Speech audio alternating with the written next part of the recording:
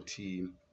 isikhathi Yep. ukuthi yonke into inesikhathi sayo and uNkulunkulu understand uhlezi efika ngesikhathi. yes uNkulunkulu uhlezi efika ngesikhathi is always on time we understand a lot but ake sibuke lento sike sathi izolo abantwana baka-Israyeli uma bengabe behamba beya kwi-promised land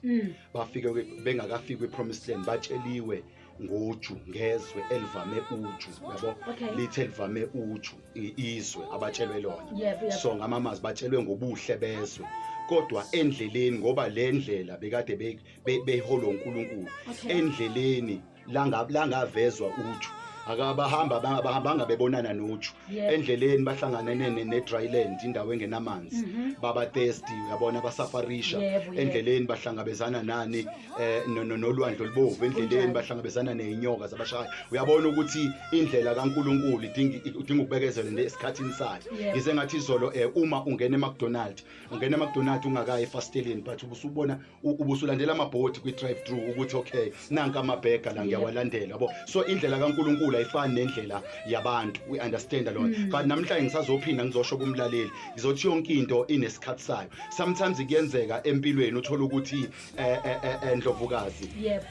sikhuleka ndawonye ngize ngayichaza solona sithandaza ndawonye mesithandaza ndawonye then uNkulunkulu but angaphenduli kuthina sonke yini yenza lokho uNkulunkulu angaphenduli kuthina sonke is because uNkulunkulu uphendula ngesikhathi sakhe umuntu nomuntu mfethu unesikhathi sakhe kunomunye umuntu namhlanje obanjiwe mhlawumbe omunye uboshiwe mhlawumbe omunye usengene enkingeni wabanjwa enkingeni isikhathi sakhe naye leso kubanjwa kunomunye umuntu ongakabanjwa naye isikhathi sakhe songabanjwa angani umyazwane ngisho but siyeza nesikhathi sakhe sokubanjwa futhi ngoba yonke into empilweni understand ukuthi mekwenzekile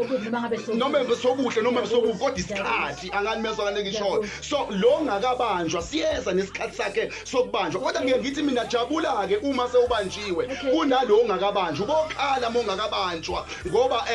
ungcono lo sebanjiwe kunalo ongabanjiwe anami understand that so yonke into uNkulunkulu mayiphendula ubheka isikhathi uNkulunkulu ayikho into emehlulayo wazi washo njalo ngelanga uLuka wathi akukho lutho olungenzeki uNkulunkulu but uNkulunkulu yonke into yenzeka ngesikhathi sakhe sithandaza esikhathini sethu enze ngesikhathi sakhe you know what ukuthi sometimes kuyenzeka kwesisikhathi uthola ukuthi uma ngipheka umbila ngipheka umbila noma ngipheka isitambu mengipheka umbila ngiqale ngifaka umbila kuqala then mase umbila ngiwubonje usungathi usuyathamba bese ngifakani ubhontshisi emva kwalokho angikwazi ukufaka umkanye sometimes kuyenzeka uthola ukuthi abantu abaningi kuze kugcine ngenzeki kanti siphekwe ngebhodo elilodwa umkanye kanti asivuthwa umkanye you know what ukuthi mangabe ngizofaka umbila bese ngifaka ubhontshisi uzovuthwa kuqala kunombila but mawuvuthwa kuqala kunombila bese uyafa ubhontshisi kunabantu abaningi uNkulunkulu akade abaphendula akade abafikele esikhathini sabo but ngenxa ukuthi baba baphekwe ndawonye ngebhodweni elilodwa nabantu abaphuza ukuvuthwa sometimes kuyenzeka uthola ukuthi impumelelo yethu sihlangene nabantu abayinhlobo efana nombila ephuza ukuvuthwa understand lo sometimes ake ubheke ukuze ubone isikhathi sikaNkulunkulu ukuthi uhlanganise nabantu abanjani uthandaza nabantu abanjani ulinde nabantu abanjani ngoba kuyenzeka silinde kanti silinda nabantu vele